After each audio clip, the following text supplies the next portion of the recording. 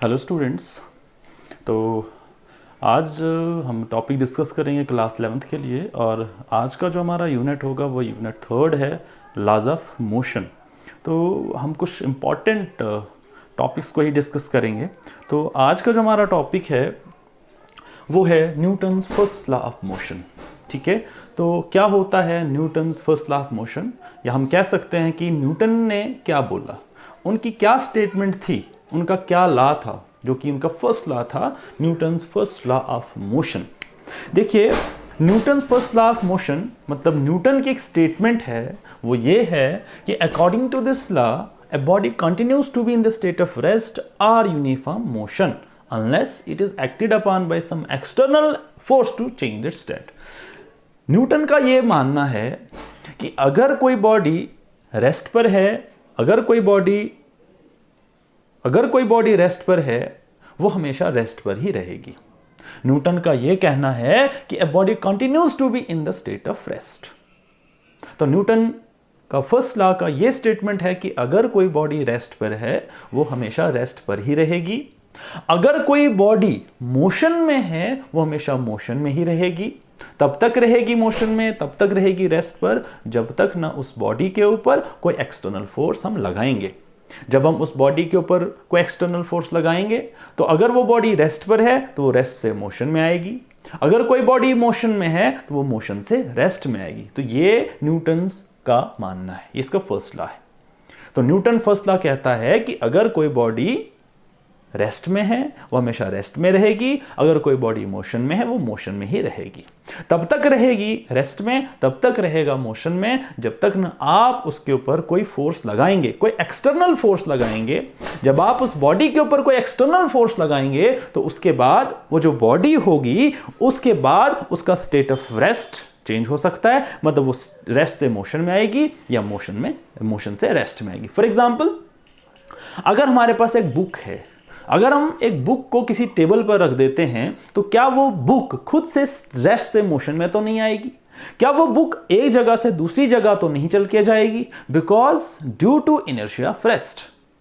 देखिए, inertia of rest is defined as the inability of the body to change its state of rest on its own. क्योंकि जो book है वो table पर है, वो खुद से रेस्ट से मोशन में नहीं आ सकती है, इम्पॉसिबल है। या फॉर एग्जांपल, अगर एक बॉल है, हम उसको ग्राउंड में थ्रो करेंगे तो वो रोल करेगा, कुछ देर के बाद वो जो बॉल होगा वो रुक जाएगा। क्यों रुकेगा? क्योंकि जो ग्राउंड होगा, ग्राउंड उसके ऊपर एक अपोजिंग फोर्स लगाएगा। Now that opposing force is called friction. अगर हम मानते हैं कि उस बॉल के ऊपर कोई फ्रिक्शन लग ही नहीं रही है तो वो जो बॉल होगा वो कंटिन्यूअसली मोशन में रहेगा, तब तक रहेगा जब तक ना उसके ऊपर कोई एक्सटर्नल फोर्स लगेगा। फॉर एग्जाम्पल, चलो आगे देखते हैं। तो कहता है इट कंसिस्ट ऑफ 3 पार्ट्स। पहला है without the application of external force. अगर हमारे पास कोई बॉडी है, अगर हम उस बॉडी के ऊपर कोई भी एक्सटर्नल फोर्स नहीं लगाते हैं तो a body at rest must remain at rest. अगर हमारे पास कोई बॉडी है वो रेस्ट पर है तो वो रेस्ट पर ही रहेगी, तब तक रहेगी जब तक ना आप उसके ऊपर कोई एक्सटर्नल फोर्स लगाएंगे। तो this part is okay. For example, a book lying on the table remains there unless we move it. तो एक किताब है टेबल पर, वो खुद से तो नहीं चल सकती है, हमें क्या करना पड़ेगा? या तो हम उस बुक को वहां से उठा के किसी दूसरी जगह रखेंगे, तो तब जाके उसका स्टेट ऑफ रेस्ट चेंज हुआ। ठीक है, उसके बाद दूसरा पार्ट कहता है without the application of external force. कहता है कि अगर हमारे पास एक बॉडी है, अगर वो बॉडी मोशन में है तो वो मोशन में ही रहेगी, अनलेस तब तक रहेगी जब तक ना आप उसके ऊपर कोई एक्सटर्नल फोर्स लगाएंगे। तो कहता है a body in motion must remain in motion। This part is slightly difficult to realize। Why? Because we find that a ball rolling on the ground stops after some time।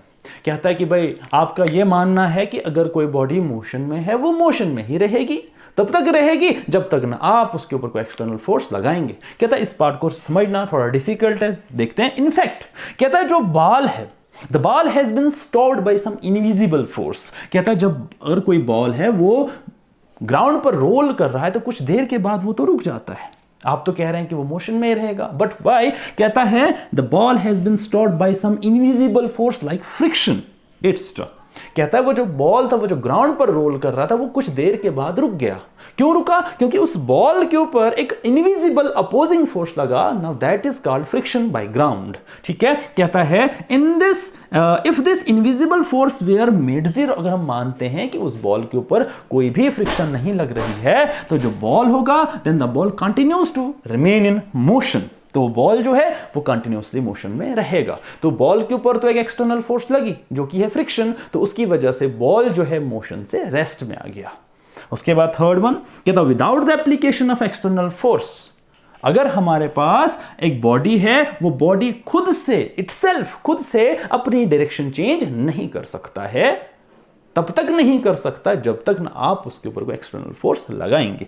For example कहता है bike can not change its straight line path on its own, we have to turn its handle. अगर आप motorcycle गाड़ी चला रहे हैं, straight path पर चल रहे हैं, कर्व आ गया तो गाड़ी खुद से अपनी डायरेक्शन चेंज नहीं कर सकती है। आपको या तो मोटरसाइकिल का हैंडल घुमाना पड़ेगा तब जाके उसकी डायरेक्शन चेंज होगा, या तो आपको स्टीयरिंग घुमाना पड़ेगा। आप कर क्या रहे हैं? आपने उस बॉडी के ऊपर एक्सटर्नल फोर्स लगाया, तब जाके उस बॉडी की जो डायरेक्शन ऑफ मोशन था वो चेंज हुआ due to inertia of direction. तो ये आज का हमारा टॉपिक था। Thank you.